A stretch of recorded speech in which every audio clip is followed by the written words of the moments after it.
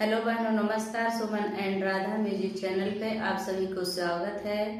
हम दोनों बहन आप सबके बीच एक लाचारी गीत प्रस्तुत करेंगे।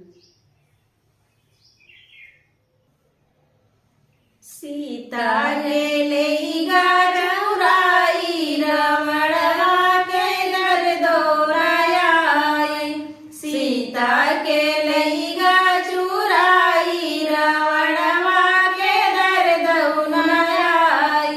जब सिया गईली पाँच परगवा, जब सिया गईली पाँच परगवा, चुड़िया ही फोड़ी फोड़ी गिरावई रमणवा के दर दौनाई। सीता के लेगा चुराई रमणवा के दर दौनाई।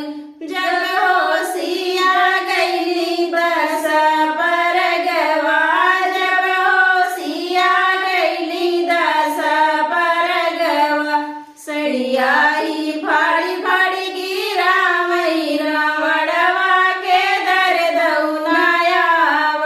सड़िया ही फाड़ी फाड़ी गिरावई रमणवा के दर दौनाई।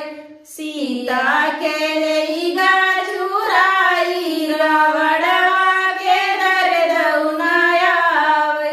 जब सिया गईली 15 परगवा, जब सिया गईली 15 परगवा, रावण लक्ष्मण नहीं बोला मई रमणवा के दर दौनाई। राम लक्ष्मण नहीं बोला मई रमणवा के दर दौनाई। सीता के लईगा